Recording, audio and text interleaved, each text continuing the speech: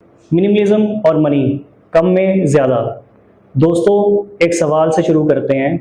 क्या असली खुशी शॉपिंग बैग्स में मिलती है या फिर रियल लाइफ एक्सपीरियंसेस में? हम सबको ये बोला जाता है कि एक फ़ोन और ले लो, नेक्स्ट कार ले लो, एक और घर ले लो। पर क्या ये चीज़ें हमें अंदर से खुश करती हैं, अंदर से खुशी देती हैं? सोचो, हो सकता है कि जिन चीज़ों में हम हैप्पीनेस ढूँढ रहे हैं, वो चीज़ें हमें हैप्पीनेस से दूर कर रही हैं। आज इस एपिसोड में हम बात करेंगे एक काउंटर इंट्यूटिव ट्रुथ की। कम चीज़ों में भी हम ज़्यादा सुकून कैसे मिल सकता है। मुझे याद है, मेरा एक दोस्त था जो हमेशा कंप्लेन करता रहता था अपने घर के बारे में। उसके जितने भी रूम्स थे उसमें सारी अलमीरा उसकी फुल थी। अलमीरा में जितने भी ड्रॉर्स थे वो भी सारे फुल थे। लेकिन उसको फिर भी लगता था कि लाइफ में कुछ तो मिसिंग है। एक दिन उसने डिसाइड किया कि वो मिनिमलिस्ट अप्रोच ट्राई करेगा। जो भी ऐसी अनवांटेड चीज़ें हैं, कपड़े, शूज़, गैजेट, एनीथिंग जो कि उसने 6 महीने से यूज़ नहीं किया, उनको उसने डोनेट कर दिया। घर धीरे-धीरे डिक्लटर हुआ और इंटरेस्टिंगली उसके दिमाग में भी क्लैरिटी आ गई।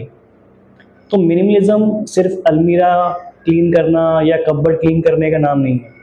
ये तो एक माइंडसेट है, अपनी ज़िंदगी को डिक्लटर करना और जो असली चीज़ें इम्पोर्टेंट हैं, उनके लिए जगह बनाना। एक बहुत ही पॉपुलर अप्रोच है हैविंग इट ऑल। तो हैविंग इट वाली अप्रोच आप भूल जाइए।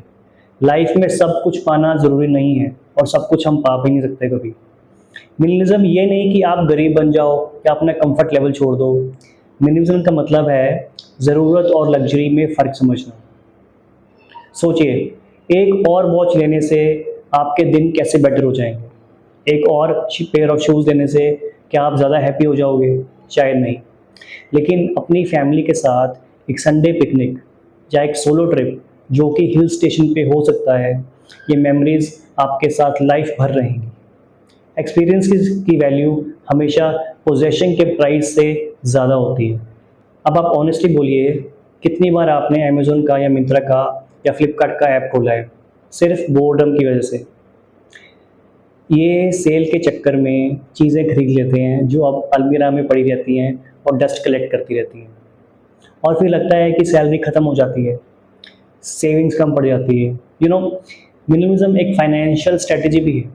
जब आप स्टफ़ पे स्पेंड करना कम कर देते हो, तो वही फंड्स आपके लिए इन्वेस्टमेंट्स, एसआईपी या एक्सपीरियंस क्रिएट करते हैं। मतलब कम चीज़ों पर ज़्यादा सिक्योरिटी और ज़्यादा सुकून। एक स्टोरी और है जो मुझे याद आ रही है अभी। एक एग्जांपल है बेसिकली। एक न्यूली मैरिड कपल था। उन्होंने पहले ही डिसाइड किया कि वो ज़्यादा पोजेशंस इकट्ठे नहीं करेंगे, अपनी ज़रूरतों को कम रखेंगे, अपनी लाइफ को सिंपल रखेंगे। मतलब घर में सिर्फ वही फर्नीचर रखेंगे जो कि बहुत ज़रूरी है। क्लोथ्स वही बाय करेंगे जो कि एक्चुअल में यूज़ होते हैं, और गैजेट्स वही यूज़ करेंगे जो कि एक्चुअली उनकी वेलनेस को बढ़ाएंगे। बाकी चीज़ें लेने की रेस में वो कभी नहीं गए। उन्होंने अपना पैसा एक कार के बजाय म्यूचुअल फंड्स में इन्वेस्ट किया। अपना सैलरी इंक्रीमेंट शॉपिंग की बजाय उन्होंने एक फैमिली वेकेशन प्लान करने में स्पेंड किया। 5 साल बाद क्या हुआ? 5 साल बाद उनके फंड्स भी ज़्यादा थे और उनकी लाइफ में क्लैरिटी भी ज़्यादा थी, और उनकी लाइफ के जो एक्सपीरियंसेस थे वो भी बहुत बहुत रिच थे। तो आप कंपेयर करो उस कपल को जो हर साल नए ईएमआई के चक्कर में फंस जाता है। कभी कार लोन, कभी होम लोन, कभी क्रेडिट कार्ड के बिल्स। एक तरफ तो बर्डन और स्ट्रेस है, और दूसरी तरफ देखिए आप कितनी लाइट और इंटेंशनल लिविंग है।